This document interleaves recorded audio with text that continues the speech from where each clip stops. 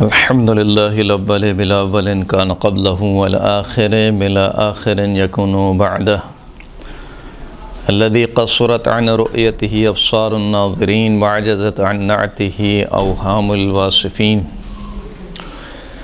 ثم الصلاة والسلام على أشرف الأنبياء والمرسلين وخاتم النبيين سيدنا ونبينا ومولانا ومولى الثقلين جد الحسن والحسين ابو القاسم محمد اللهم صل على محمد وعلى آله الطيبين الطاهرين المعصومين الذين أذهب الله عنهم الرجس أهل البيت ويطهركم تطهيرا صلى على محمد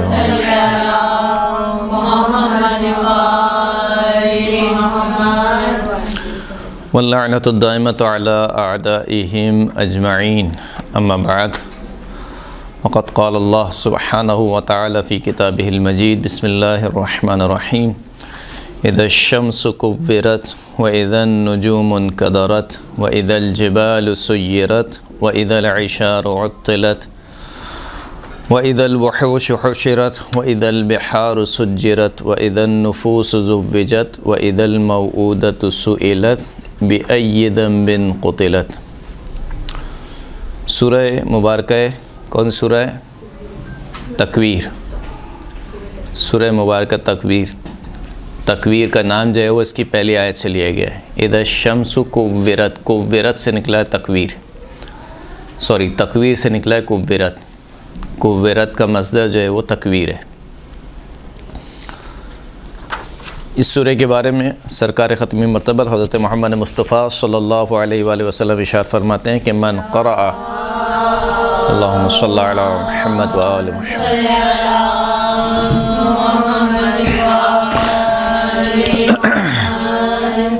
من قرأ سورة اذا الشمس كورت اعاذہ اللہ ان یفضحہ حین تنشر صحیفتہ. جو شخص بھی سورہ مبارکہ تکویر یعنی اذا الشمس کورت کی تلاوت کرتا ہے، خداوند کریم اس کو اس دن کی رسوائی سے بچا لے گا جس دن اس کا نامہ اعمال نشر کیا جائے گا. اب یہ جو سوروں کے فضائل میں احادیث نقل ہوئی ہیں، ظاہر سی بات ہے کہ ان سے مراد فقط یہ نہیں کہ فقط انسان پڑھ لے. پڑھنے سے مراد یہ ہے کہ اس کو پڑھے اور اس کے جو مضامین ہیں ان پر عمل کرے اور خدا پر اعتقاد رکھے اور اس کی قرآن مجید کی صداقت پر اعتقاد رکھتا ہو. ایک اور حدیث میں سرکار ارشاد فرماتے ہیں کہ من احب ان ينظر الی یوم القیامہ فلیقرأ اذا الشمس کورت. جس شخص کو یہ بات پسند ہو کہ وہ قیامت کے دن میری زیارت کرے، میری طرف نگاہ کرے، تو اسے چاہیے کہ وہ سورہ تکویر کی تلاوت کرے، یعنی پابندی کے ساتھ اس کی تلاوت کرے. اسی طریقے سے اس سورہ کے خواص میں سے جو بات نقل ہوئی ہے وہ یہ کہ چھٹے امام ارشاد فرماتے ہیں کہ اگر سورہ مبارکہ تکویر کو ایسے شخص پر پڑھا جائے کہ جس کی آنکھوں میں درد ہو یا آنکھ میں خون آ جاتا ہے بسا اوقات، یعنی اگر آپ کسی شخص کے چوٹ لگی ہو یا زور سے آپ تماچا ماریں خدا نخواستہ کسی کے منہ پر، تو اس کی آنکھوں میں خون کا ایک ڈاٹ آ جاتا ہے. اگر اس بیماری سے دور ہونا ہے تو فرماتے ہیں کہ اس سورہ کی تلاوت کی جائے. من قرأها على ارمد العین او مطروفها ابراها باذن اللہ عز وجل. جو شخص بھی اس سورہ کو ایسے شخص کی آنکھوں پر پڑھے کہ جس کی آنکھوں میں آشوب چشم میں مبتلا ہو، یعنی آنکھیں آ جانا جسے ہم کہتے ہیں. اگر ارمد العین یعنی آشوب چشم میں مبتلا ہو، او مطروفها یا ایسی بیماری میں مبتلا ہو کہ اس کی آنکھ میں خون کا ڈاٹ آ جائے، تو اگر یہ سورہ کی تلاوت کی جائے فرماتے ہیں کہ ابراہا باذن اللہ، تو یہ سورہ خدا کے اذن سے اس کو صحیح و سالم کر دے گا. ایک اور حدیث میں امام ارشاد فرماتے ہیں کہ من قرأ عبس وتولى واذا الشمس كورت کان تحت جناح اللہ من الجنان وفی ظل اللہ وکرامتہ وفی جناتہ ولم یعظم ذلک علی اللہ انشاء اللہ۔ جو شخص بھی 2 سوروں کی تلاوت کرے، سورہ مبارکہ عبس جو اس سے پہلے والی صورت ہے، اور سورہ مبارکہ تکویر یعنی اذا الشمس کورت، جو شخص بھی پابندی کے ساتھ ان سوروں کی تلاوت کرے تو یہ ایسا شخص خداوند کریم جنت میں خداوند کریم کی خاص آپ کہہ لیجیے کہ خاص شیڈ میں ہوگا، اس کی خاص حفاظت میں ہوگا خداوند کریم کی، خدا کے، اور ایسا شخص ہے وہ خداوند کریم کے سائے میں ہوگا، اس کی کرامت میں ہوگا اور اس کی جنت میں ہوگا، اور یہ چیز اللہ کے اوپر بہت زیادہ بڑی نہیں ہے۔ یعنی بسا اوقات انسان یہ گمان کرتا ہے کہ اتنا سارا کیسے مل سکتا ہے، جبکہ انسان خداوند کریم کی قدرت کو دیکھے تو خداوند کریم کی قدرت کے آگے یہ چیزیں کچھ بھی نہیں ہیں، یہ ثواب کچھ بھی نہیں ہے۔ اسی طریقے سے ایک اور حدیث میں من سرہ ان ینظر الی یوم القیامہ کانہ رأی عین فلیقرأ اذا الشمس کورت و اذا السماء انفطرت و اذا السماء انشقت۔ اگر جو شخص یہ چاہتا ہو کہ قیامت کے دن مجھ پر نگاہ کرے، یعنی گویا ایسے کہ جیسے میں اس کے سامنے کھڑا ہوں، سرکار ارشاد فرماتے ہیں تو اس کو 3 سوروں کی تلاوت کرنی چاہیے، سورہ اذا الشمس کورت یعنی سورہ تکویر، اور و اذا السماء انفطرت سورہ انفطار، اور و اذا السماء انشقت سورہ انشقاق۔ ان 3 سوروں کی تلاوت کرنی چاہیے۔ یہ سورہ مکی سورہ ہے اور اس کی کل 29 آیتیں آئیں گی۔ مکی سوروں کی پہچان کیا ہوتی ہے؟ کیسے پتہ چلتا ہے مکی سورہیں؟ توحید کا ذکر ہوتا ہے اس میں، قیامت کا، پیغمبروں کا، ان کے قصوں، وہ قصے جو زیادہ تر عقائد سے متعلق ہیں، بالخصوص توحید، قرآن اور معاد اور نبوت، جن سوروں میں ان چیزوں کا تذکرہ ہوتا ہے اس کے بارے میں زیادہ تر گمان یہ ہوتا ہے کہ یہ سورہ کیا ہے؟ مکی سورہ ہے۔ تو اس سورہ میں بھی خداوند کریم نے 12 قسمیں کھائی ہیں۔ 12 قسمیں کھانے کے بعد اپنے حبیب کی صداقت کا اعلان کیا اور اپنے حبیب کے اوپر جو تہمتیں لگائی جا رہی تھیں ان تہمتوں کا جواب دیا، جناب جبرائیل کی عظمت کا اعلان کیا۔ تو اس لحاظ سے یہ سورہ کیا ہے؟ کیونکہ قیامت کا تذکرہ ہے، یعنی جو نشانیاں بیان کی جا رہی ہیں قیامت کی ہیں۔ 6 نشانیاں وہ ہیں جو قیامت سے پہلے ہیں، یعنی قیامت جب شروع ہوگی ایسا نہیں ہے کہ فوراً سے ایک ہی لحظے میں قیامت شروع ہو جائے گی، بلکہ قیامت بتدریج شروع ہوگی۔ جیسے قرآن مجید کی اور بھی آیت میں بھی ہم دیکھتے ہیں، اس میں بھی ہم انشاءاللہ مطالعہ کریں گے کہ قیامت جب شروع ہوگی تو بتدریج شروع ہوگی، نشانیاں آہستہ آہستہ ظاہر ہونا شروع ہوں گی۔ جب وہ قیامت برپا ہو جائے گی تو پھر اس کے بعد اور 6 علامتیں یا نشانیاں ہیں جو اس آیت میں بیان ہوئی۔ تو سب سے پہلی نشانی کیا ہے؟ اذا السماء کورت، کہ اذا الشمس کورت، اس وقت کو یاد کرو کہ جب سورج کو لپیٹ دیا جائے گا۔ کورا کے معنی کیا ہیں؟ لپیٹنے کے۔ کور کہتے ہیں نا، آپ کور چڑھا دو، کور یہ عربی کا لفظ ہے جو انگلش میں آ گیا۔ یکور اللیل فی النہار و یکور النہار فی اللیل، قرآن مجید کی آیت ہے کہ وہ پروردگار کون ہے کہ جو رات پر دن کا کور چڑھاتا ہے، دن پر رات کا کور چڑھاتا ہے۔ تکویر اسی سے نکلا ہے، لپیٹنے کے معنی میں، جب سورج کو لپیٹ دیا جائے گا۔ اب بظاہر یعنی یہ سننے میں ایسا لگ رہا ہے کہ صحیح ہے سورج کو لپیٹ دیا جائے گا، لیکن آپ سوچیں کہ سورج کو لپیٹ دیا جائے گا یعنی کیا مطلب ہے اس کا؟ سورج جو ہماری زمین ہے اس سے نہ جانے کتنا بڑا سیارہ ہے اور سب سے پاورفل سیارہ ہے، اس میں کتنی آگ بھڑک رہی ہے کہ اس کے نزدیک نہیں ہو سکتے ہیں، یہاں تک کہ اگر زمین اس کے نزدیک چلے جائے تو زمین بھسم ہو جائے، یعنی فل آف انرجی ایسا سیارہ کہ جس میں سیکنڈوں میں نہ جانے کتنی انرجی پیدا ہوتی ہے۔ ایسے سیارے کو خداوند کریم کہہ رہا ہے کہ لپیٹ دیا جائے گا۔ اس کا مطلب کیا ہے کہ وہ جو ذات اس کو لپیٹنے والی ہوگی وہ کتنی قدرت والی ہوگی۔ نہیں، سورج کو لپیٹ دینا یعنی یہ نہیں کہ سورج غائب ہو جائے گا، جو تعبیر ہے وہ بڑی عجیب ہے۔ یہ نہیں کہا کہ سورج غائب ہو جائے گا، سورج ٹوٹ جائے گا، سورج پھٹ جائے گا، نہیں، پھٹنا ٹوٹنے کا استعمال نہیں کیا، کل لپیٹ دیا جائے گا۔ اب آپ سوچیں گے لپیٹ دیا جائے گا سے کیا مراد ہے اور کیا خداوند کریم کہنا چاہ رہا ہے؟ سب سے پہلی نشانی کہ جب سورج کو لپیٹ دیا جائے گا، یعنی کیا مطلب؟ یعنی سورج کی جو ویسے بھی آج کل جو سائنسی اعتبار سے کہا جا رہا ہے کہ سورج کی جو روشنی ہے یا اس کی جو حرارت ہے وہ دن بدن کم ہو رہی ہے، دن بدن ہر روز اس کی حرارت کم، یعنی کم ہونے کے باوجود بھی اتنی زیادہ ہے، کم ہونے کے باوجود بھی اتنی زیادہ ہے، اس کے باوجود کہہ رہے ہیں کہ یہ اتنی کم ہو جائے گی کہ گویا سورج رہے گا ہی نہیں، اس میں حرارت رہے گی نہیں، اسی کو کہتے ہیں کہ تکویر، لپیٹ دیا جائے گا، یعنی سورج کی گرماہٹ ختم ہو جائے گی، اس کی ماہیت جو ہے وہ ختم ہو جائے گی۔ وَإِذَا النُّجُومُ انْكَدَرَتْ، اس وقت کو یاد کرو کہ جب ستارے، انقدرت کے معنی کیا ہوتے ہیں؟ انقدرت کے ایک معنی یہ ہے کہ ٹوٹنے کے، انقدرہ گرنے کے معنی میں، گرنے کے اور بکھرنے کے معنی میں۔ انقدرہ کے معنی کیا ہے؟ گرنا یا بکھرنا، دونوں معنی یہاں پہ سارے کے، یعنی جب ستارے ٹوٹ ٹوٹ کر گریں گے، اور جب وہ ظاہر سی بات ہے گریں گے تو کیا ہو جائیں گے؟ بکھر جائیں گے۔ ایک انقدرہ کے معنی جو کہ قدورت سے لیا گیا ہے وہ ہے کہ تیرگی کے معنی۔ تیرگی کا مطلب کیا ہے؟ یعنی ایک روشن چیز کا خاموش ہو جانا، سیاہ ہو جانا، اس کی لائٹ کا ختم ہو جانا، یعنی لائٹ ابھی جل رہی ہیں، آپ بٹن آف کریں تو کیا ہو جائے؟ انقدرت، یعنی یہ ان کی روشنی چلی گئی۔ تو تینوں معنی یہاں پہ صادق آتے ہیں کہ جب وہ قیامت آئے گی تو سورج کو لپیٹ دیا جائے گا اور جو ستارے ہوں گے وہ گر جائیں گے، بکھر جائیں گے، اور ان کی روشنی کیا ہوگی؟ ختم ہو جائے گی۔ یہ دوسری نشانی ہے،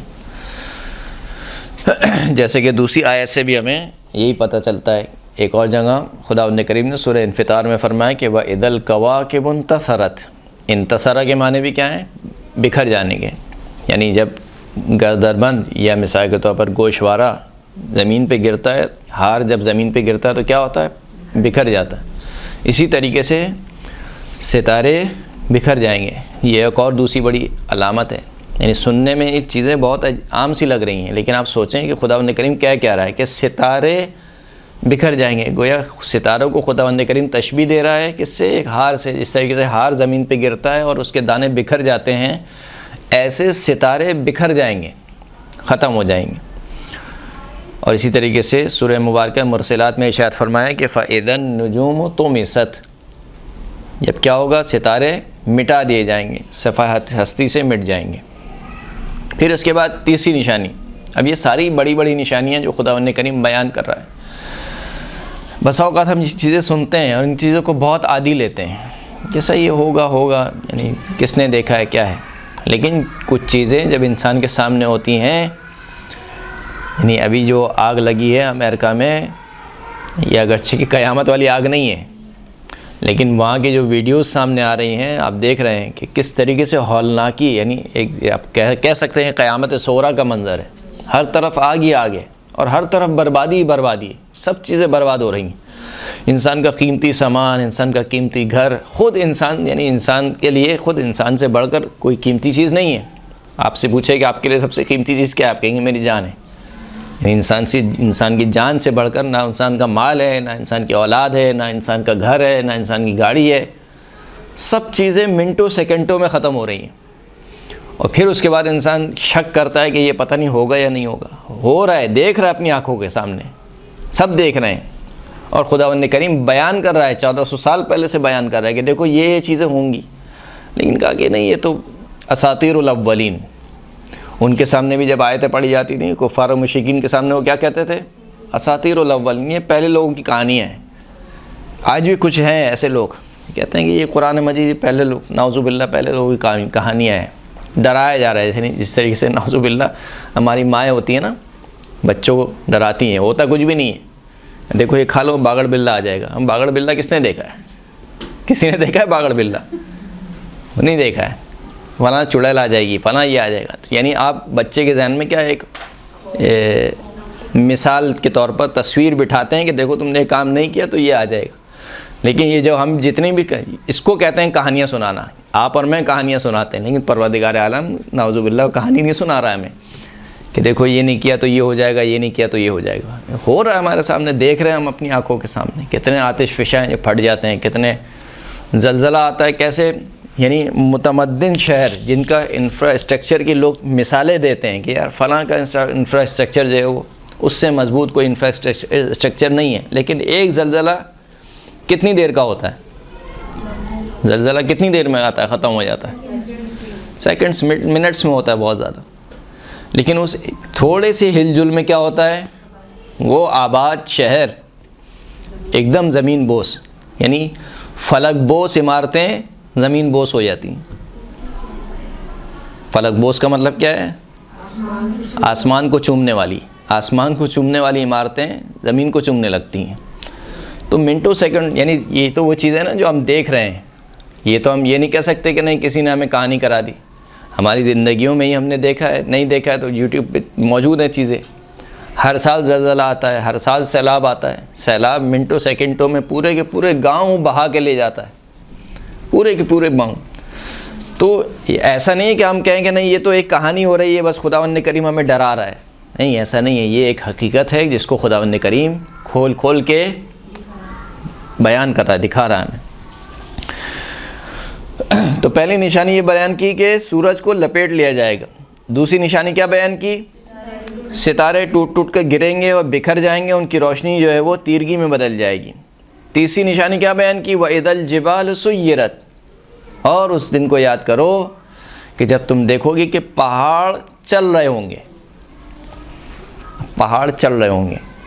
سوچیں آپ اس کو ایک تصور کریں، پہاڑ چل رہے. پہاڑ کا چلنا نہیں کسے کہتے ہیں؟ پہلے تو پہاڑ کو ذہن میں لائیں. کراچی والوں کے ذہن میں کہاں سے پہاڑ آئے؟ یہاں تو سب روڈیں ہی روڈیں اور اپارٹمنٹس ہیں، صحیح نا. لیکن جو یہ اپارٹمنٹس بنے ہوئے ہیں، جو بلڈنگیں بنی ہوئی ہیں، شاید اس سے کئی زیادہ بلند و بالا اور کئی زیادہ اس سے مضبوط پہاڑ ہوتے ہیں. ان کے بارے میں خداوند کریم کہہ رہا ہے کہ وہ چل رہے ہوں گے. یعنی جب وہ چلیں گے تو کیا ہوگا؟ ابھی تھوڑا سا زلزلہ آتا ہے، ہم فوراً سے باہر نکلتے ہیں، بھاگتے ہیں، ارے ٹیوب لائٹیں ہل رہی ہیں، پنکھے ہل رہے ہیں. یہ چلنا اسی کو بولتے ہیں نا. یعنی اب کہ آپ کی بلڈنگ چل رہی ہے. آپ سوچیں ہم بیٹھے ہوئے یہاں پہ، خدا نخواستہ ابھی زلزلہ ہے یہاں پر، تو کیا ایک ہولناکی ہوگی. خداوند کریم کہہ رہا ہے پہاڑ چل رہے ہوں گے. تو کیا دن ہوگا وہ کہ جس دن پہاڑ چل رہے ہوں گے. وَإِذَا الْجِبَالُ سُيِّرَتْ. پھر اس کے بعد عجیب ایک خداوند کریم نے بیان فرمائی نشانی، وَإِذَا الْعِشَارُ عُطِّلَتْ. اس دن کو یاد کرو جس دن قیمتی ترین سرمایہ بغیر کسی وارث کے پڑا ہوا ہوگا. اشار کسے کہتے ہیں؟ اشار عشرہ کی جمع ہے، یا اشارہ کی جمع ہے اشار. اشار کہتے ہیں، اشارہ کہتے ہیں وہ اونٹنی جو کہ حاملہ ہو. حاملہ اونٹنی انتہائی قیمتی، جسے آپ کہنا چاہیے کہ سامان سمجھا جاتا تھا عرب کے زمانے میں. اس زمانے میں کوئی اگر حاملہ اونٹنی ہوتی تھی وہ بہت قیمتی ہوتی تھی اور بہت مہنگے داموں بکتی تھی. تو قیمتی چیز کی خداوند کریم مثال دے رہا ہے. آپ اپنے زمانے میں لے لیجئے مثال کے طور پر BMW یا جو بھی آپ سواری ہے مثال کے طور پر لے لیجئے، یا جو بھی آپ مثلا سونا چاندی زیورات مثال کے طور پر، جو قیمتی ترین آپ کی چیزیں ہیں، یعنی جو قیمتی ترین آپ کا سرمایہ ہے، وہ ایسی پڑی ہوں گی. یعنی کیا مطلب؟ یعنی ہولناکی ایسی ہوگی کہ ہر ایک کو اپنی پڑی ہوگی. ابھی مثال کے طور پر اگر یہ موبائل جو ہے وہ جو ہمیں ہر چیز سے پیارا ہے، دل و جان سے پیارا ہے، 5 منٹ کے لیے ادھر ہو جائے تو کیا ہوتا ہے؟ ارے کہاں رکھا ہے میرا موبائل؟ کہاں رکھا ہے؟ ڈھونڈو فوراً سے، رنگ کرو، بیل مارو، تم نے تو نہیں لیا. یعنی ایک ہبڑ دبڑ مچ جاتی ہے گھر میں. کیوں؟ کیونکہ آپ کے لیے بہت قیمتی ہے، بہت قیمتی ہے آپ کے لیے. لیکن آپ سوچیں کہ صدمہ ایسا ہوگا اس دن کا کہ انسان اپنے قیمتی ترین سامان کو بھول جائے گا. یعنی جو کچھ بھی ہے، میرا جتنا ہی مال و متاع ہے، بالآخر جو میرے رشتہ دار ہیں ان سے زیادہ تو قیمتی نہیں ہے. میری والدہ، میرے والد، میرے بھائی، میرے بچے، میری بیوی، ان سے زیادہ تو قیمتی کوئی چیز نہیں. اس دن خداوند کریم کہہ رہا ہے کہ اس دن ماں اپنے بیٹے سے فرار کرے گی. یعنی کیسا دن ہوگا وہ کہ ماں جیسی ماں ہو کر جو کسی بھی حالت میں اپنے بچے کو چھوڑنا نہیں چاہتی ہے، اس دن کی ہولناکی ایسی ہوگی کہ ماں خود اپنے میں مشغول ہو جائے گی، یہاں تک کہ اپنے بچے کو چھوڑ دے گی. بیٹا اپنے باپ سے فرار کرے گا، باپ اپنے بیٹے سے فرار کرے گا، بھائی سے فرار کرے گا، رشتہ داروں سے فرار کریں گے. یعنی یہ ہولناکی کی خداوند کریم مثال دے رہا ہے کہ وَإِذَا الْعِشَارُ عُطِّلَتْ. جب عطلہ کا معنی ہوتا ہے کہ تعطیل سے نکلا ہے. تعطیل یعنی بے یار و مددگار چھوڑ دینا. یعنی آپ کا سامان ہے، کوئی پوچھ رہا ہے، مثال کے طور پر ایئرپورٹ پہ آپ نے دیکھا ہے کوئی سامان رہ جاتا ہے تو سب سے پوچھا جاتا ہے کس کا ہے، کس کا ہے، کس کا ہے. یعنی اس سامان کو کہا جاتا ہے کہ یہ عطلت، یعنی ایسی چھوڑ دیا گیا ہے، بے یار و مددگار ہے، اس کا کوئی والی وارث نہیں ہے. وہ قیامت کا دن وہ ہوگا کہ جس دن انسان اپنے قیمتی ترین سامان سے ایسے بھاگے گا کہ جیسے اس کا کوئی والی و وارث نہیں ہے. صلوات پڑھیں محمد و آل محمد.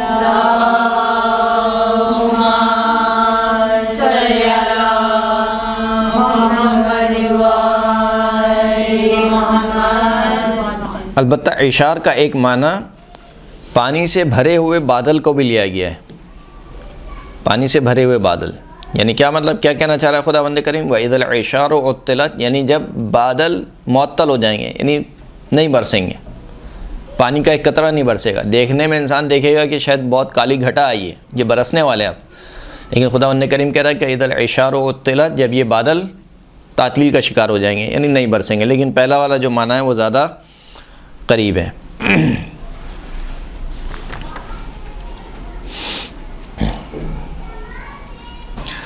اسی طریقے سے بعض مفسرین نے عشار کا جو معنی لیا ہے وہ گھروں کے اور زرعی زمینوں کے معنی میں لیا ہے. یعنی جب انسان اپنے گھروں سے بھاگیں گے، یعنی کسی کو اپنے گھر کی پرواہ نہیں ہوگی، کسی کو اپنی زمین کی پرواہ نہیں ہوگی. اگر دیکھا جائے تو جامع ترین معنی کیا ہے؟ جامع ترین معنی ہے کہ قیمتی سامان، ہر قیمتی سامان، چاہے وہ میرا گھر ہو، میری زمین ہو، میرے اولاد ہو، میرے بچے ہوں، ہر قیمتی سامان معطل ہو جائے گا، انسان چھوڑ دے گا اس کی انسان فقط اپنی فکر میں ہوگا. پھر اس کے بعد بیان فرمایا وَإِذَا الْوُحُوشُ حُشِرَتْ، جب وحشی جانوروں کو اٹھایا جائے گا، جمع کیا جائے گا. یہ سارے جو وحشی جانور ہیں وہ ایک جگہ آ کر کیا ہو جائیں گے؟ جمع ہو جائیں گے. اب اس سے کیا مراد ہے؟ بعض مفسرین کا کہنا یہ ہے کہ جس طریقے سے انسانوں کے لیے محشر ہوگا اور ان کا حساب و کتاب ہوگا، اسی طریقے سے جانوروں کا بھی ایک محشر ہوگا اور جانوروں کی بھی ایک عدالت لگے گی. یعنی جانوروں میں سے بھی جس نے کسی جانور پر ظلم کیا ہوگا اس کو سزا ملے گی، جو مظلوم ہوگا اس کو جزا ملے گی.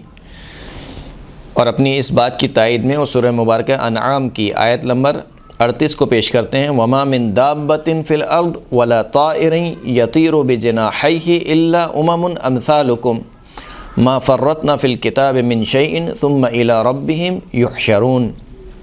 دیکھو روئے زمین پر جو بھی چارپایا ہے، جو بھی جنبش کرنے والا ہے، روئے زمین پر کوئی بھی جنبش کرنے والا نہیں ہے اور کوئی بھی ایسا پرندہ نہیں ہے کہ جو اپنے پروں سے اڑتا ہو، مگر یہ کہ یہ تمہاری طرح کی امتیں ہیں.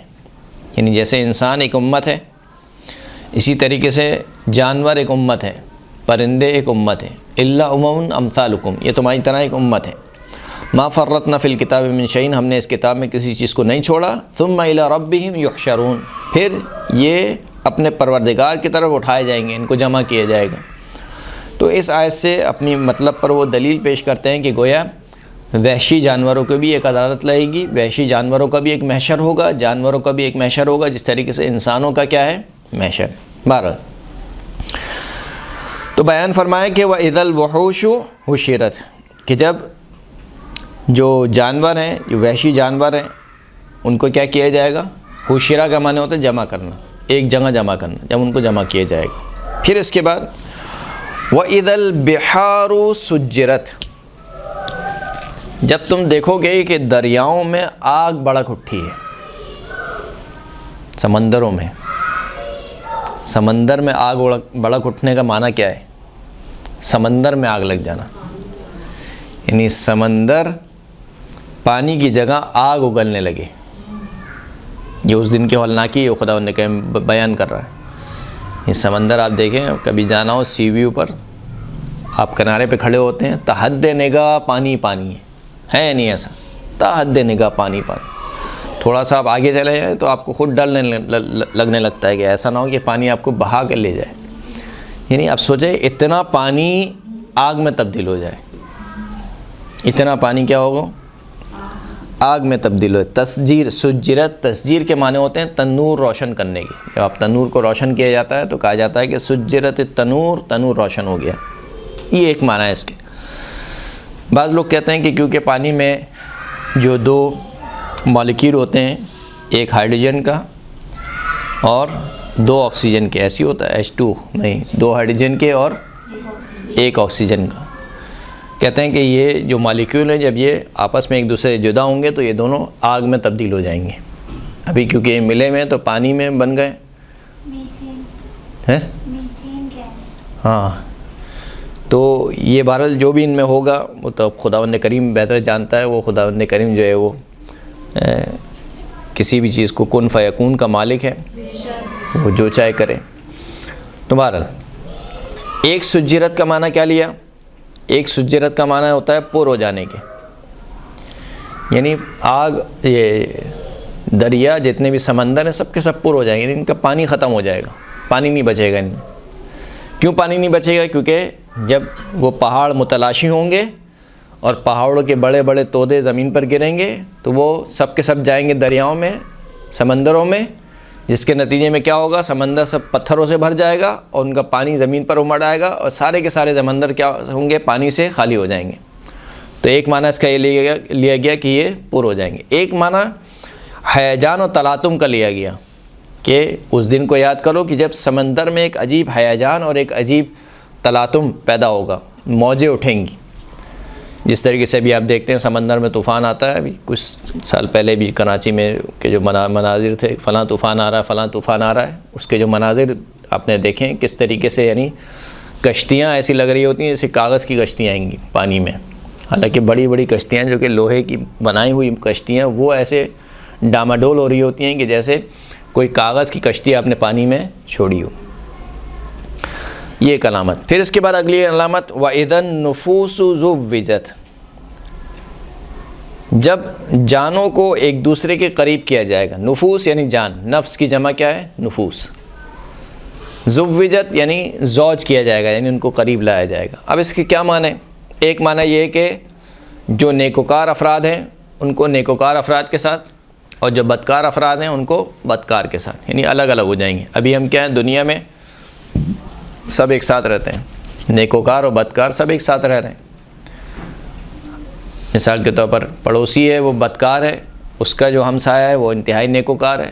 پھر اس کا جو ہمسایہ ہے مثال کے طور پر وہ کافر ہے، پھر اس کا جو ہمسایہ ہے وہ مثال کے طور پر منافق ہے، یا جو بھی ہے.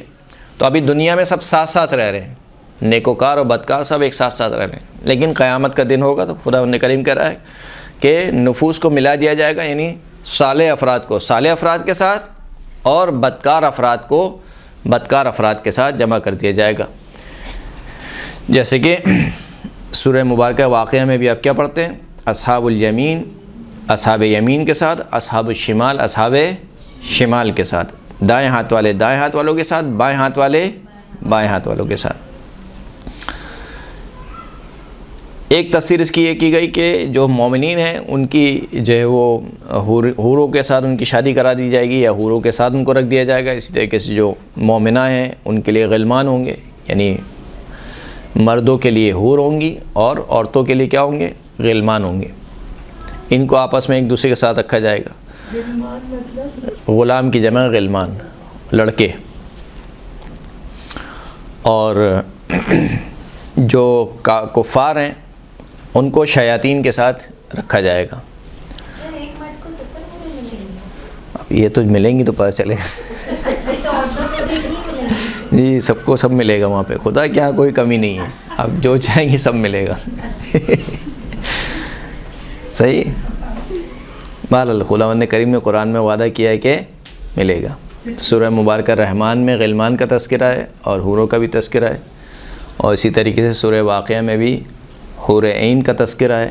اور اسی طریقے سے قرآن مجید کی اور بھی دوسری آیات ہیں گی جس میں یعنی ایک حقیقت ہے. ایسا نہیں ہے جیسے بس اوقات لوگ کہتے ہیں کہ نہیں یہ خداوند کریم ایک تمثیل پیش کر رہا ہے، حور وور کچھ نہیں، جنت بھی حالانکہ کچھ نہیں ہے. نعوذ باللہ کہتے ہیں جنت کچھ نہیں ہے، صرف ایک خداوند کریم نے ایک مثال پیش کی ہے کہ لوگ جائیں گے تو درختوں کے نیچے ہوں گے اور درختوں کے نیچے دودھ کی نہریں بہہ رہی ہوں گی اور یہ ہوگا وہ ہوگا. یہ فقط ایک کیا ہے، جیسے آپ بچوں کو کہانیاں سناتے ہیں، یعنی اس کے ذہن کے مطابق آپ اس کو سمجھانا چاہتے ہیں کوئی چیز تو آپ اس کو ڈالتے ہیں کس میں؟ تمثیل میں، امیجینیشن کرتے ہیں اس کے سامنے. بعض لوگ یہ کہتے ہیں کہ ایسا ہے، حالانکہ ایسا نہیں ہے. قرآن مجید کی صریح آیتیں گی، اور ایک نہیں ہے کئی آیتیں گی. وعد اللہ المؤمنین والمؤمنات جنات تجری من تحتها الانہار خالدین فیہا، اللہ نے مومنین سے مومنات سے وعدہ کر رکھا ہے کہ انہیں ایسے باغات دے گا کہ جن باغات کے نیچے سے نہریں بہہ رہی ہوں گی، خالدین فیہا اس میں ہمیشہ ہمیشہ کے لیے رہیں گے، ومساکن طیبۃ فی جنات عدن، اور وعدہ کر رکھا ہے کہ خداوند کریم مومنین کو بھی مومنات کو بھی جو جنات عدن ہے، یعنی جنتوں کی بھی قسمیں، ایک جنت الفردوس ہے، ایک جنت عدن ہے۔ جنت عدن جنت کا سب سے ہائی پروفائل ایریا، یعنی پوش علاقہ، یعنی جنت کا ڈیفینس۔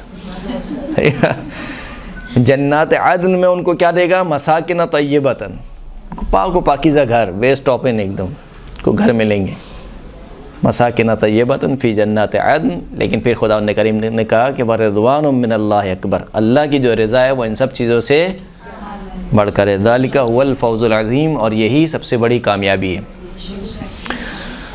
تو کیا کہہ رہے تھے ہم کہ خدا نے کریم نشانیاں بیان کر رہا ہے کہ جب نفوس کو آپس میں قریب کر دیا جائے گا، ملا دیا جائے گا، صحیح، جیسے کہ سورہ مبارکہ واقعہ میں نے بھی کہا کہ وَكُنْتُمْ أَزْوَاجًا ثَلَاثَةً فَأَصْحَابُ الْمَيْمَنَةِ مَا أَصْحَابُ الْمَيْمَنَةِ وَأَصْحَابُ الْمَشْأَمَةِ مَا أَصْحَابُ الْمَشْأَمَةِ وَالسَّابِقُونَ السَّابِقُونَ أُولَٰئِكَ الْمُقَرَّبُونَ۔ یہ نشانیاں خداوند کریم نے گنوائی۔ ساری نشانیوں کے بعد پھر کہا کہ ایک اور آخری نشانی، آخری سمرہ یعنی اس مقطع کی آخری نشانی، وَإِذَا الْمَوْعُودَةُ سُئِلَتْ، اس وقت کو یاد کرو کہ جب زندہ درگور بچی سے سوال کیا جائے گا، بِأَيِّ ذَنبٍ قُتِلَتْ، کہ تجھے کس جرم میں قتل کیا گیا۔ عرب میں زمانہ جاہلیت کی ایک انتہائی جاہلانہ رسم کہ جس میں بچیوں کو زندہ درگور کر دیا جاتا تھا۔ وَإِذَا بُشِّرَ أَحَدُهُمْ بِالْأُنثَىٰ ظَلَّ وَجْهُهُ مُسْوَدًّا وَهُوَ كَظِيمٌ، جب ان میں سے کسی کو لڑکی کی بشارت دی جاتی ہے کہ تمہارے یہاں لڑکی پیدا ہوئی ہے، ظَلَّ وَجْهُهُ مُسْوَدًّا، اس کا چہرہ سیاہ پڑ جاتا تھا، وَهُوَ كَظِيمٌ، اور وہ غصے کے گھونٹ پیتا تھا، یعنی اس قدر اس کو شدید غصہ آتا تھا کہ اب وہ کیا کرے۔ یتوارا من القوم من سوء ما بشر بہ، اور نہ صرف یہ بلکہ اپنے قوم قبیلوں سے اپنا منہ چھپا کر پھرتا تھا کہ جو بشارت اس کو دی گئی ہے، گویا وہ نعوذ باللہ ثم نعوذ باللہ لڑکی کے پیدا ہونے کو اپنی ذلت شمار کرتا تھا کہ گویا میرے ماتھے پر ذلت لگی، اور پھر اس کو معلوم نہیں پڑتا تھا کہ وہ کیا کرے۔ یدسہ فی التراب یمسکہ علی ہون ام یدسہ فی التراب، آیا اس بچی کو اسی ذلت اور رسوائی کے ساتھ برداشت کرے پوری زندگی، ام یدسہ فی التراب، یا اس کو زیر زمین کر دے، زندہ درگور کر دے۔ الا ساء ما یحکمون یا تحکمون، کتنا برا حکم ہے جو کہ تم لگاتے ہو۔ تو یہ وہ زمانہ جاہلیت کی رسم۔ اچھا، عباس کہتے ہیں کہ یہ پورے عرب کی نہیں تھی، بلکہ عرب کا ایک خاص قبیلہ تھا، قبیلہ کندہ، اس کے ہاں یہ رسم رائج تھی۔ آج بھی خداوند کریم آپ کو زیارت نصیب کرے مکہ کی۔ مکہ میں ایک زیارت کروائی جاتی ہے، خیر اس طرف کنسٹرکشن کا کام چل رہا ہے، شبیکہ کا قبرستان ہے۔ شبیکہ کا قبرستان یہ وہی قبرستان ہے کہ جہاں پر عرب اپنی بچیوں کو زندہ درگور کیا کرتے تھے۔ اسی قبرستان میں جناب عمار کے والد اور والدہ جناب سمیہ کی قبر موجود ہے۔ اب سوچئے کہ یہ رسم کس قدر رائج ہو گئی تھی، اور وہ کس قدر بچیوں کے پیدا ہونے کو ذلت اور رسوائی سمجھتے تھے کہ اللہ کے رسول صلی اللہ علیہ وآلہ وسلم، اللہم صلی علی محمد وآل محمد،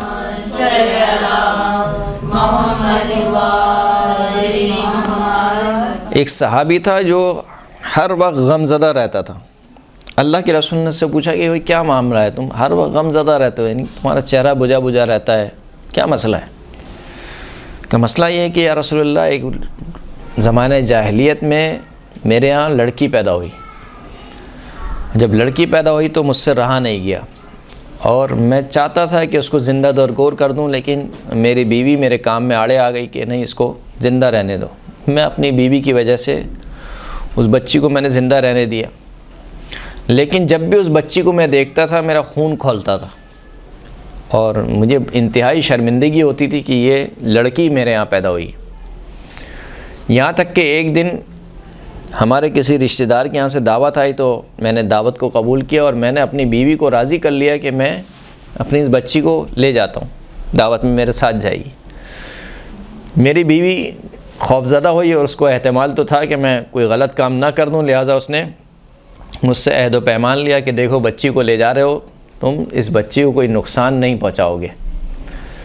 اس نے اپنی بیوی کو راضی کیا کہ ہاں میں اس بچی کو نقصان نہیں پہنچاؤں گا۔ کہ راستے میں ہم جا رہے تھے، ایک کنواں نظر آیا، میں نے سوچا کہ اس کنویں میں اس بچی کو گرا دیتا ہوں۔ تو جیسے ہی میں نے ارادہ کیا تو ایک دم سے میری بچی نے معصومانہ لہجے میں میری طرف نگاہ کی اور کہا کہ بابا کیا مجھے گرانا چاہتے ہیں؟ تو پھر میں رک گیا، پھر ہم تھوڑا آگے چلے، پھر ایک اور کنواں آیا، پھر میں اسی طریقے سے اس بچی کو گرانا چاہتا تھا، پھر اس بچی نے یہ بولا۔ جب تیسری مرتبہ کنواں آیا تو میں نے کہا نہیں بس اب بہت ہو گیا، اب میں اس کو گرا کے چھوڑوں گا، اور میں نے اس بچی کو زندہ اس کنویں میں گرا دیا۔ اور میں اس کنویں سے اس وقت تک نہیں ہٹا جب تک مجھ کو یقین نہیں ہو گیا کہ یہ بچی مر چکی ہے، کہ بس یا رسول اللہ یہ وہ چیز ہے کہ جو اس کو یاد کر کر کے میں غم میں مبتلا ہوتا ہوں، خوف میں مبتلا ہوتا ہوں کہ کیوں کیا۔ بس اوقات انسان بہت سے گناہ ایسے ہوتے ہیں جو انسان کی زندگی پر پچھتاوا چھوڑ جاتے ہیں، تو ان میں سے گناہ بہرحال قتل کا گناہ ایسا ہی ہے، روایت میں بھی ہے کہ انسان بہت زیادہ پچھتاتا ہے، اس وقت تو کر دیتا ہے لیکن بعد میں بہت پچھتاوے کا شکار ہوتا ہے۔ تو کہا بہت پچھتاوا ہوتا ہے اور یہ وہ ایک گناہ ہے کہ جس کی وجہ سے میں ہمیشہ کیا رہتا ہوں، غم میں مبتلا رہتا ہوں۔ یہاں تک کہ سکونی جیسا راوی صحابی چھٹے امام کا، امام نے دیکھا کہ بہت ہی غم کے حالت میں، فرمایا کہ یا سکونی ما غمک، اے سکونی کیوں غم زدہ ہو، ہمارا غم کیا ہے؟ کہا کہ ولدت لی ابنتن، میرے یہاں ایک بیٹی پیدا ہوئی ہے۔ کہا بیٹی پیدا ہوئی ہے اس وجہ سے غم زدہ ہو؟ کہا مولا اس وجہ سے غم زدہ ہوں۔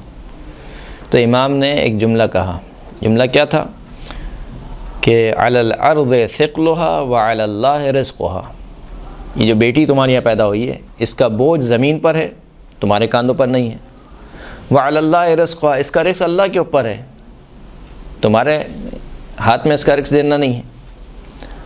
تعیش فی غیر اجلک، یہ جو زندگی گزار رہی ہے ایسا نہیں کہ تمہاری زندگی سے کچھ سال کم کر دیے اور تمہاری بیٹی کو دے دیے، وہ اپنی زندگی جیے گی، تو بس تمہیں غم زدہ ہونے کی کیا ضرورت ہے۔ سنا پھر کہا کہ کیا نام رکھا ہے؟ ما سمیتہا، تم نے اس بچی کا کیا نام رکھا ہے؟ سکونی نے کہا کہ فاطمہ، میں نے بچی کا نام فاطمہ رکھا ہے۔ جیسے ہی فاطمہ کا نام سنا امام نے 3 مرتبہ ٹھنڈی آہ لی۔ 3 مرتبہ ٹھنڈی آہ لینے کے بعد امام نے فرمایا کہ دیکھو اگر تمہارے یہاں لڑکا پیدا ہو تو اس کا حق یہ ہے کہ اس کی والدہ کا اکرام کیا جائے، اس کا اچھا نام رکھا جائے، اور اگر تمہارے یہاں لڑکی پیدا ہو تو اس کا حق یہ ہے کہ اس کی والدہ کا یعنی اپنی بیوی کا احترام کرو، اکرام کرو، اور اپنی بیٹی کا اچھا نام رکھو، اپنی بیٹی کو سورہ نور کی تعلیم دو، اور اپنی بیٹی کی شادی جلدی کرو۔ پھر اس کے بعد امام نے فرمایا کہ فَإِذَا سَمَّيْتَهَا فَلَا تَضْرِبْهَا، پس جب تم نے اپنی بیٹی کا نام فاطمہ رکھا ہے تو دیکھو خبردار کبھی اپنی بیٹی کو مارنا نہیں، وَلَا تَلْعَنْهَا، خبردار اپنی بیٹی کو کبھی ملامت نہیں کرنا، وَلَا تَسُبَّهَا، خبردار اپنی بیٹی کو کبھی گالی نہ دینا۔ نام فاطمہ کی وجہ سے احترام تھا جناب سیدہ کے نام کی وجہ سے کہا کہ یہ کام نہ کرنا۔ ایک صلوات پڑھیں محمد و آل محمد۔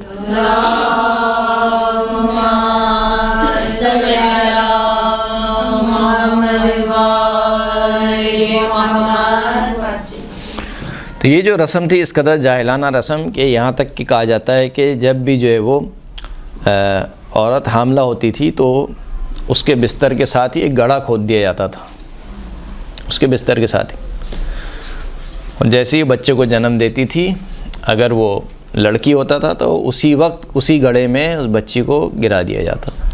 یہاں تک کہ شاعر فخری انداز میں کہتا ہے کہ سمیتھا اذا ولدت تموت، میں نے اپنی بیٹی کا نام رکھا جب وہ پیدا ہوئی تو میں نے اس کے بیٹی کا نام رکھا تموت، تو مرنے والی ہے۔ تموت کا مطلب کیا؟ مرنے والی ہے۔ بالقبر سحر ضامن ضمیت، اور جو قبر ہے وہ میرا داماد بننے والا ہے، یہ جو قبر میں نے کھودی ہے یہ کون ہے؟ یہ میرا داماد ہے۔ یعنی اس قدر جاہلانہ رسم، اور جس کو قرآن مجید نے کنڈیم کیا۔ قرآن مجید اور اسلام نے عورت کو عزت بخشی ہے، آج جو یہ مغربی دنیا ایک پروپیگنڈا کرنا چاہتی ہے کہ اسلام نے عورت کو دقیانوس بنا کے رکھا ہے اور اسلام عورت کو آگے بڑھنے نہیں دینا چاہتا. اس کی وجہ کیا ہے؟ وجہ پوچھی جائے کہ سب سے بڑی وجہ ہے کہ اسلام کہتا ہے کہ حجاب کرو. خوب. دوسری بڑی وجہ کیا ہے؟ کہا دیکھو مثال کے طور پر عورت کا جو ہے وہ حصہ کم ہے میراث میں، لڑکے کا 2 برابر ہے، لڑکی کا اس سے آدھا ہے. جبکہ اگر ویسٹرن کنٹریز میں آپ دیکھیں تو عورت سوائے ایک ڈیکوریشن پیس کے اور کچھ نہیں ہے. کیا اہمیت ہے عورت کی؟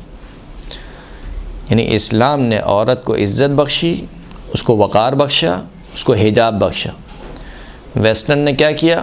اسی عورت کو ناچنے والی بنایا، اسی عورت کو طوائف بنایا، اسی عورت کو حتیٰ کہ بیچا گیا. اس طریقے سے زمانہ جاہلیت میں عورت کو بیچا جاتا تھا. یعنی جس طریقے سے جائیداد میں چیزیں تقسیم ہوتی ہیں، عورت بھی تقسیم ہوتی تھی. مرنے کے بعد اس کی بیوی جائیداد میں تقسیم ہوتی تھی. یہاں تک کہ اگر سوتیلی ماں ہو تو بیٹا جو ہے وہ اختیار تھا کہ وہ اسی کو اپنا لے، یعنی اپنی سوتیلی ماں کو ہی اپنا لے، اس سے شادی کر لے یا اس کو جو بھی کنیز بنانا ہے اس کو کنیز بنا لے. تو اسلام نے عورت کو کیا دیا ہے؟ ایک حیثیت بخشی ہے، عزت بخشی ہے، اس کو وقار بخشا ہے. اگر حجاب کا بھی حکم دیا ہے تو یہ اس کے عزت اور وقار کی خاطر ہے، نہ یہ کہ خود اسلام یہ چاہتا ہے کہ عورت جو ہے وہ پیچھے رہے. اور اس کے باوجود اسلام نے کسی چیز پر پابندی نہیں لگائی ہے، مگر یہ کہ صرف ایک ہی شرط رکھی ہے کہ عورت حرام میں نہ پڑے. ورنہ عورت ہر جگہ جا سکتی ہے، عورت کام بھی کر سکتی ہے، عورت یونیورسٹی بھی جا سکتی ہے، عورت اسکول بھی جا سکتی ہے. شرط ایک ہی لگائی ہے کہ پورے حجاب میں اور حرام میں پڑھنے کا خوف نہ ہو تو عورت جا سکتی ہے. یہ تھی تفسیر کس کے بارے میں؟ موعودہ کے بارے میں. موعودہ کے بارے میں کچھ اور روایت بھی موجود ہیں. دیکھیں، ایک قرآن مجید کی تفسیر ہے اور ایک قرآن مجید کی تعویل ہے. ایک قرآن مجید کا ظاہر ہے اور ایک قرآن مجید کا کیا ہے؟ باطن ہے. ائمہ اطہار بسا اوقات قرآن مجید کے ظاہر کے بارے میں ہمیں بتلاتے ہیں اور بسا اوقات قرآن مجید کے باطن کے بارے میں یا تعویل کے بارے میں بتاتے ہیں. اسی آیت کے بارے میں جو مختلف احادیث موجود ہیں وہاں پر مراد کیا ہے؟ موعودہ سے مراد مودت ہے. یعنی من قتل فی مودتنا، جو شخص بھی ہماری مودت میں قتل ہوا ہو. وَإِذَا الْمَوْعُودَةُ سُئِلَتْ، کہ مودت کے بارے میں پوچھا جائے گا. امام سے پوچھا گیا کہ مودت کے بارے میں پوچھا جائے گا، نہیں کیا مطلب؟ کہا جو شخص بھی ہمارے مودت میں قتل کیا گیا ہو اس سے پوچھا جائے گا، سوال کیا جائے گا کہ تمہیں کس جرم میں قتل کیا گیا. تو بہرحال یہ تفاسیر بھی موجود ہیں اور پھر اس کے اوپر شاید مثال بھی پیش کی گئی کہ قُلْ لَا أَسْأَلُكُمْ عَلَيْهِ أَجْرًا إِلَّا الْمَوَدَّةَ فِي الْقُرْبَى. یہ اسی مودت سے نکلا ہے، لہٰذا اس مودت کے بارے میں سوال ہوگا. یہ جرم کیوں کیا جاتا تھا؟ کیوں زندہ درگور کر دیا جاتا تھا بچیوں کو؟ اس کی بہت سے عوامل ذکر ہوئے ہیں. سب سے بڑا عامل کیا ہے؟ شدید فقر اور فاقہ، تنگ دستی. جیسے قرآن مجید میں کئی ایک آیت میں کہا ہے کہ لا تقتلوا اولادکم خشیۃ املاق، تنگ دستی کی وجہ سے اپنی اولاد کو قتل نہ کرو. تو کہتے تھے کیونکہ یہ لڑکی ہے، لڑکی کچھ کر نہیں سکتی، نہ کچھ کما کے لا کے دے سکتی ہے، اور الٹا بوجھ بنے گی. لہٰذا پہلے ہی ہمارے پاس بوجھ زیادہ ہے، خرچے بہت زیادہ ہیں، لہٰذا اس بچی کا بوجھ ہم برداشت نہیں کر سکتے. تو فقر اور تنگ دستی کی وجہ سے بچیوں کو زندہ درگور کر دیا جاتا تھا. لڑکوں کو اس وجہ سے بچا کے رکھتے تھے کہ بھئی یہ لڑکا کام آئے گا، کمائے گا، کما کے دے گا. ایسے وہی زمانے جاہلیت کی جاہلیت آج بھی موجود ہے، بس فرق یہ کہ کیا ہے؟ اسٹینڈرڈ ہو گئے. یعنی اب کہنا چاہیے کہ جہالت نے ترقی کر لی. پہلے اس طریقے سے سوچتے تھے، آج بھی کم و بیش اسی طریقے سے سوچا جاتا ہے کہ لڑکی پیدا ہوئی، ارے کیا ہو گیا ہے، تو بوجھ ہو گیا، اب اس کو دیکھنا پڑے گا، اس کا رشتہ کرنا پڑے گا، اس کی شادی کرنی پڑے گی. لڑکا پیدا ہوتا ہے تو سب خوشیاں مناتے ہیں، مٹھائیاں بانٹتے ہیں. کیوں مٹھائیاں بانٹ رہے ہو؟ لڑکا پیدا ہوا. کیا ضمانت ہے اس لڑکے کی کہ یہ لڑکا تمہیں کما کے دے گا؟ کیا ضمانت ہے اس لڑکے کی یہ لڑکا نالائق نہیں نکلے گا؟ کیا ضمانت ہے اس لڑکے کی کہ یہ لڑکا بڑھاپے میں تمہارا سہارا بنے گا؟ مگر کہ سارے لڑکے جو ہوتے ہیں وہ کما کے دینے والے ہوتے ہیں. جو سارے لڑکے ہوتے ہیں وہ کیا ماں باپ کا سہارا بنتے ہیں آخر میں؟ کئی ایسے لڑکے ہوتے ہیں جو کہ نکمے نکلتے ہیں، وہ الٹا بوجھ بنتے ہیں گھر والوں کے اوپر. جس طریقے سے آپ لڑکی کو کہتے ہیں کہ بوجھ بن رہی ہے، اسی طریقے سے بہت سے لڑکے ہوتے ہیں جو بوجھ بنتے ہیں. بہت سے لڑکے ہوتے ہیں جو چھوڑ دیتے ہیں ماں باپ کو، سہارا نہیں بنتے ہیں. اپنی بیویوں کے ساتھ الگ الگ مکانوں میں رہ جاتے ہیں، ماں باپ بیچارے اسی طریقے سے رہ رہے ہوتے ہیں۔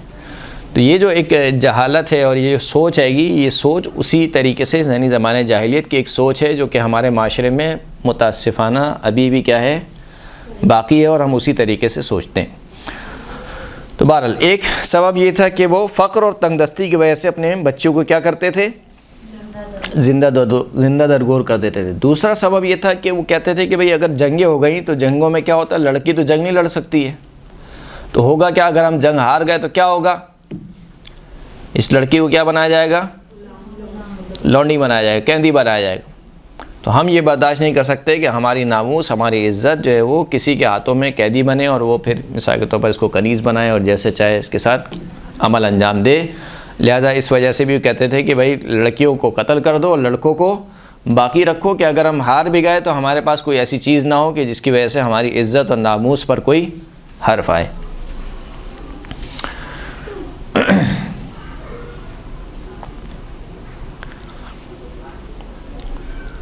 اسی طریقے سے آج کے زمانے میں بھی کیا ہوتا ہے بس اوقات، یعنی کیونکہ زمانہ ترقی کر گیا تو اس زمانے میں جو زندہ درگور کرتے تھے، آج کیا ہے، زندہ شکم مادر میں ابارشن کرا دیتے ہیں۔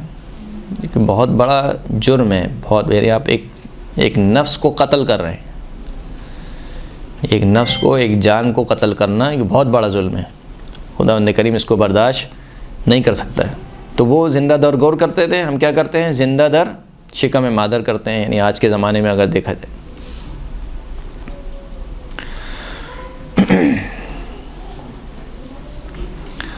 اب یہاں پر قرآن مجید میں یہ نہیں کہا کہ وَإِذَا الْمَوْءُودَةُ سُئِلَتْ کہ سوال کیا جائے گا زندہ درگور لڑکیوں سے، تو بھئی سوال تو ظالم سے ہونا چاہیے نا، سوال کس سے ہونا چاہیے، قیامت کا دن ہے تو سوال کس سے ہونا چاہیے، ظالم سے سوال ہونا چاہیے کہ بھئی تم نے یہ کام کیوں کیا۔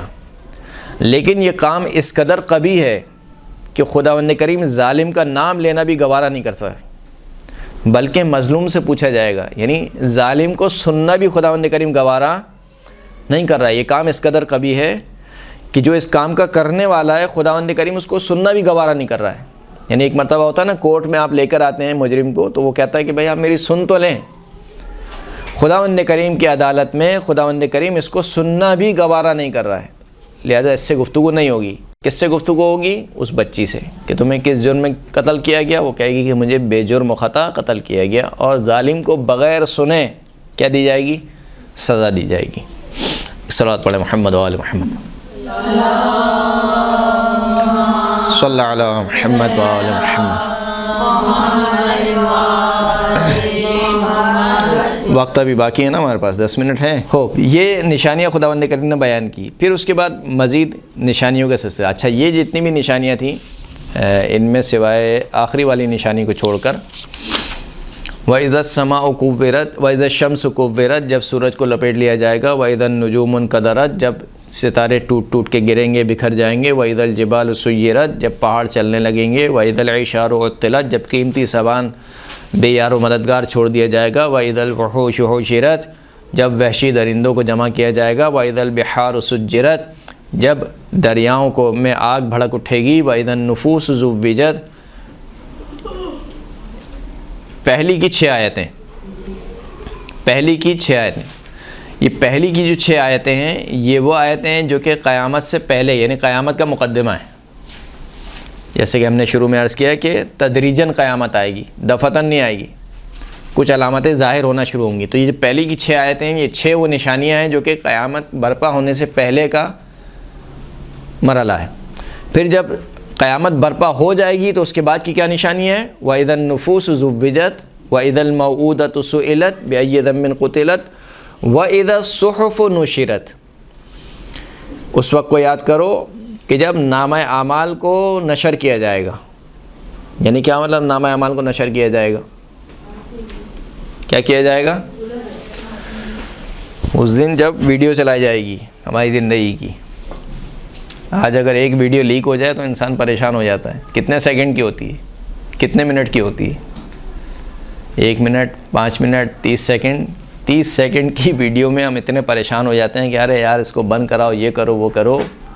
30 سال کی ویڈیو چلے گی، 60 سال کی ویڈیو، 50 سال کی ویڈیو وہاں دیکھنے کو تیار ہو جائیں.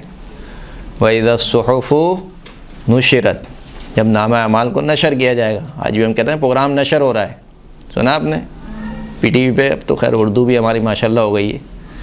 فلاں وقت پر یہ پروگرام نشر کیا جائے گا, نشر کیا جائے گا یعنی سب دیکھیں گے اس کو بالکل. وَإِذَا الصُّحُفُ نُشِرَتْ جب نامہ اعمال کو نشر کیا جائے گا. وَإِذَا السَّمَاءُ كُشِطَتْ اس وقت کو یاد کرو کہ جب آسمان واضح ہو جائے گا, یعنی آسمان پھٹ جائے گا, یعنی آسمان کے حجاب ختم ہو جائیں گے. ابھی ہمیں بتایا جاتا ہے کہ مثال کے طور پر عرش ہے, کرسی ہے, بیت معمور ہے. کس نے دیکھا ہے؟ آپ میں سے کسی نے دیکھا ہے؟ کسی نے نہیں دیکھا ہے. آیت الکرسی ہم پڑھتے ہیں, نہیں پڑھتے, لیکن کرسی کسی نے دیکھی ہے؟ نہیں دیکھی. عرش کیا ہے؟ وَإِذَا اسْتَوَىٰ فِي الْعَرْشِ عَلَى الْعَرْشِ اور جب خداوند کریم اپنے عرش پر مستقر ہو جائے گا. تو عرش ایک چیز ہے نا بالآخر, وہ عرش کس نے دیکھا ہے؟ بیت معمور کہتے ہیں کہ خانہ کعبہ کی بالکل سیدھ میں چوتھے آسمان پہ کیا ہے؟ بیت معمور ہے. البتہ ہم نے تو آسمان کی بھی کاؤنٹنگ نہیں کی ہے. 7 آسمان بولے جاتے ہیں. کس کو پتہ ہے 7 آسمان؟ دیکھیں کسی نے گنے؟ کسی نے 7 آسمان نہیں گنے. لیکن کہا کہ چوتھے آسمان پہ کیا ہے؟ بیت معمور ہے. بیت معمور جہاں پر فرشتے طواف کرتے ہیں. جب فرشتے نے اعتراض کہہ لیجیے آپ, اعتراض کیا حضرت آدم پر کہ اے خدا تو ایسے کو خلیفہ بنا رہا ہے کہ جو زمین میں فتنہ و فساد کرے گا, خون بہائے گا, تو فرشتوں پھر نادم ہوئے. نادم ہونے کی بنیاد پر پروردگار عالم نے کہا کہ اس بیت معمور کے گرد چکر لگاؤ, 7 چکر. اور اسی بنیاد پر بعض روایت کے مطابق حکمت یہ ہے خانہ کعبہ کے طواف کی کہ کیونکہ فرشتے اپنے ترک اولا کی وجہ سے اس بیت معمور کا چکر لگا رہے ہیں تاکہ ان کا ترک اولا ختم ہو جائے. تمام انسانوں کو جو کہ گناہ گار ہیں ان کو حکم دیا گیا کہ وہ خانہ کعبہ کے گرد 7 چکر لگائیں, طواف کریں, تاکہ ان کے گناہ ختم ہو جائیں. تو وہ بیت معمور, وہ کرسی, وہ عرش کسی نے دیکھا نہیں ہے. لیکن وہ دن ہوگا کہ جب سارے کے سارے پردے کیا ہوں گے؟ ہٹ جائیں گے. وَإِذَا السَّمَاءُ كُشِطَتْ کشیدہ کا معنی ہوتا ہے پردے کو ہٹا لینا, واضح کر دینا کسی چیز کو. آسمان واضح ہو جائے گا. وَإِذَا الْجَحِيمُ سُعِّرَتْ اس وقت کو یاد کرو کہ جب آتش جہنم بھڑکا دی جائے گی, دہک جائے گی. وَإِذَا الْجَنَّةُ أُزْلِفَتْ اور جنت نزدیک ہو جائے گی. اور یہاں پہ یہ نہیں کہا کہ متقین جنت کے نزدیک ہو جائیں گے, بلکہ جنت نزدیک ہو جائے گی. ایک بحث ہے کہ آیا جنت اور جہنم ابھی موجود ہے یا نہیں ہے؟ موجود ہے ابھی. فی الحال تو کلاس جہنم بن گئی ہے.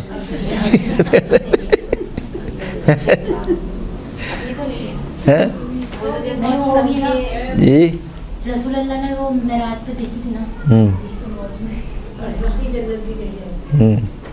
ابھی کیوں ہے کہ ابھی بھی جنت موجود ہے, یعنی خدا نے خلق کی ہے, جنت بھی موجود ہے اور جہنم بھی موجود ہے. معراج کے سفر میں اللہ کے رسول کو دکھایا گیا سب جگہ پر, یعنی جنت کی بھی سیر کرائی گئی اور جہنم کو بھی دکھایا گیا.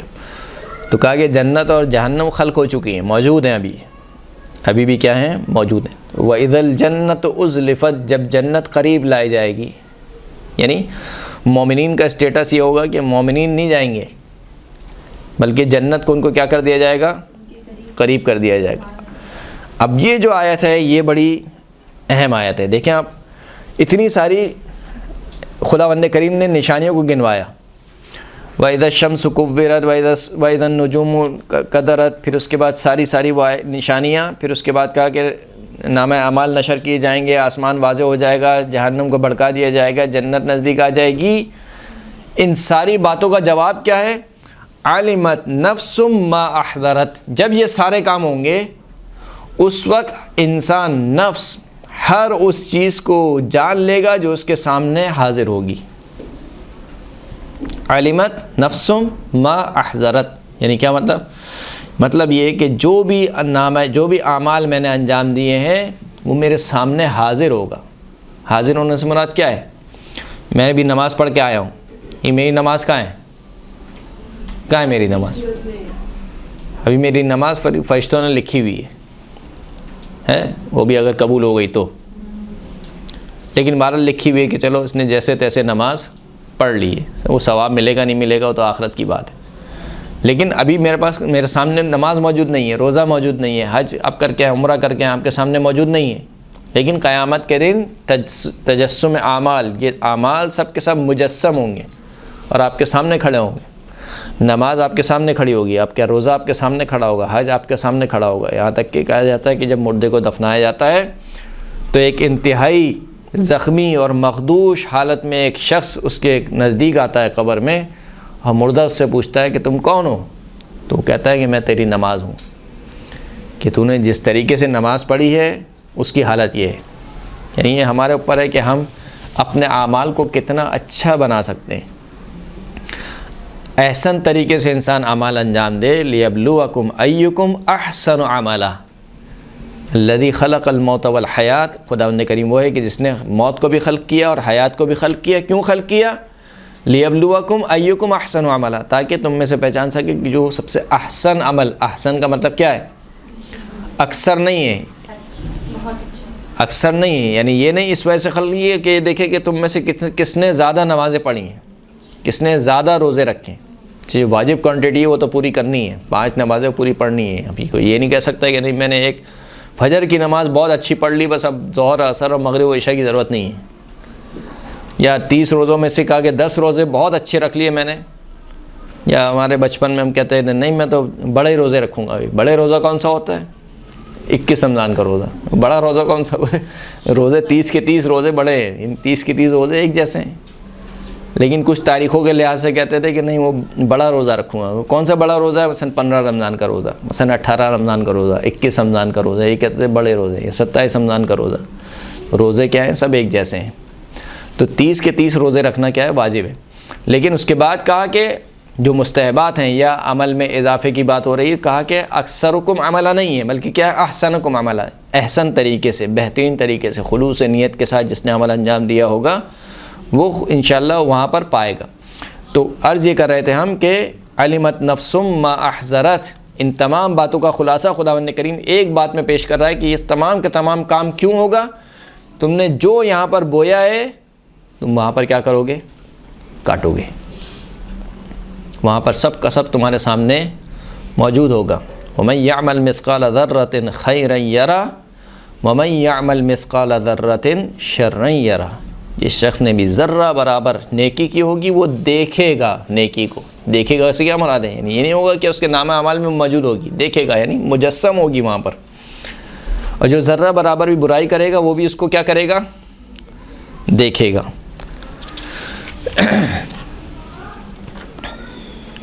ایک صلوات پڑھیں محمد و آل محمد، صلی اللہ علی محمد و آل محمد۔